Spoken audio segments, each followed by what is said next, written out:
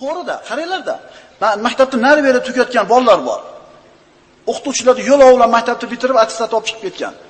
O'shalarning ko'pchiligini qarasangiz, bozorda, hunar, tijoratda ishi zo'r bo'lgan. Agar kerak bo'lsa, shu boyaga ancha-muncha a'lochi o'qiganlar uni qo'lida ishlaydigan bo'lib qoldi. Maktabda o'qishga yaramasanglar bo'ldi, odam emaslar, spisat qilmanglar.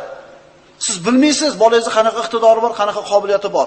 Farzand tarbiyasi degan darsimizda bu narsani aytib o'tganmiz. Yigitlar, ustachilikda ish bo'lmadimi? Dehqonchilikka urib ko'ringiz. Bo'lmadimi? Yana bir ishga urib ko'ring. Qo'lingizni tushirmang. Chunki sizdan harakat Allohdan barakot. Muvaffaqiyatga erishdi, shu maktabda 2 kishi bo'lgan bola. Hunarda, tijoratida nima uchun? Qo'lini yerga tushirib olgani yo'q. Alloh taolo bergan himmatini baland qildi. Bitta-ikkita muvaffaqiyatsizlik yoki bitta-ikkita mag'lubiyat bilan tushkunlikka tushib ketmadi. Savdogar akalar, sizlar o'zingizlarni savdo ko'chasida sinab ko'rdinglar. Yaxshi muvaffaqiyatga erishdinglar, qo'llarda 3-4 so'm paydo bo'ldi. Shu bilan cheklanib qolib ketaverasizlarmi? Birorta bir ishlab chiqarishni boshlab olishlik. Qancha erta boshlasa, shuncha ertaroq rivojlanadi. Ha, endi bizda sharoit yo'q. Xuddi sizni yashayotgan yurtingizda shu ishni qilayotganlar bor.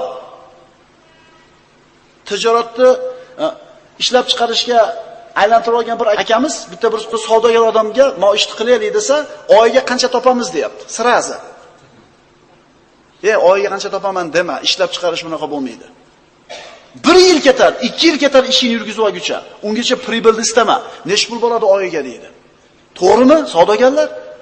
Shuning uchun olib kelib sotishdinglar, uddasidan o'tdik, boshqa narsadan ham o'zimiz sanab ko'raylik, ishlab chiqarish qilaylik. Men sizlarga hozir dunyo tanigan katta-katta kompaniyalardan 4 tasini aytib beraman. Ishini nimadan boshlagan ekan aytaymi? Joy arendovat qilgani puli yo'qligidan akasini, amakisini, dadasini garajida boshlagan ekan ishini. Men shularda tarixini o'qib o'rganib chiqdim, atay shu dars uchun. Birinchisi Apple kompaniyasi uyidagi garajda o'tirib boshlagan ekan ishini.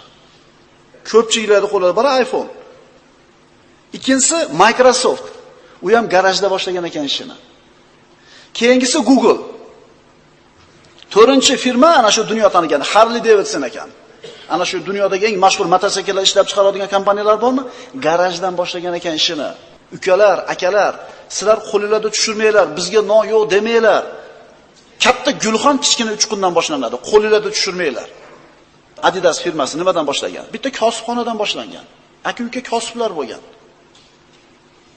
Mercedes zavodi bilasizlarmi nimadan boshlagan? Mercedes konserni dunyodagi eng mana kuchli konsernlardan. Bitta ustaxonadan boshlagan. Ulardan qarang, bular g'ayridinlar bular. Bular namozi yo'q, bularda taqvosi yo'q, ibodat yo'q, faqat himmati bor, harakati bor va sabri bor. Shular yetganda nimaga musulmonlar yetmasligi kerak? Bitta yutkizib qo'ysa bo'ldi, tugadi degani emas. Muvaffaqiyatga intilgan odam mag'lubiyatlarga tayyor turish kerak.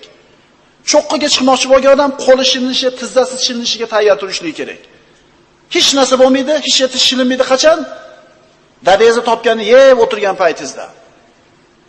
Sen o'g'il bola, otang yetkizgan joyga yetsang, sen hali hech narsa qilganing yo'q.